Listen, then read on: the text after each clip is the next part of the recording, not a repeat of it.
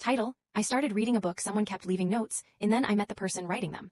I borrowed the same copy of Pride and Prejudice from my local library, because every page was filled with tiny pencil notes in the margins. Whoever had written them was funny, thoughtful, and somehow understood exactly what I was thinking while reading. At first, I laughed at the comments. Then I started answering them in a different color pencil before returning the book. A week later, I checked it out again. There were new replies waiting for me.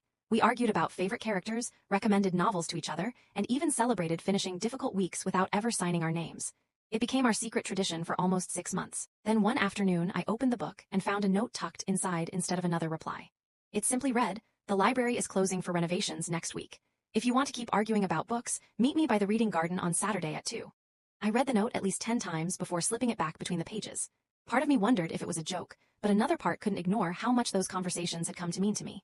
Saturday arrived with perfect weather, and I reached the reading garden 15 minutes early, carrying the worn library copy in my bag.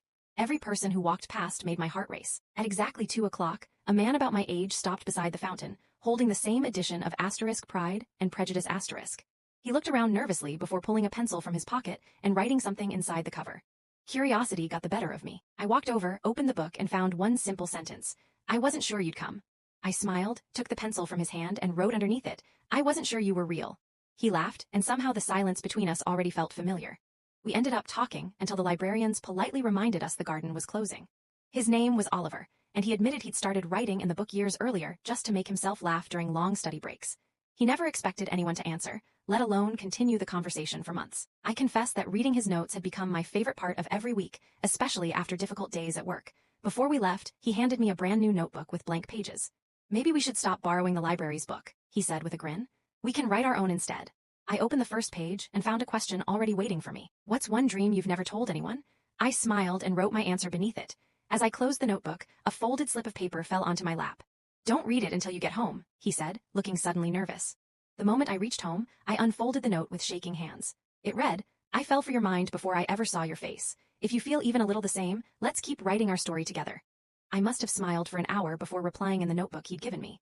The next morning, I met him at our favorite cafe and slid it across the table. On the first page I had written, "The best stories always deserve another chapter."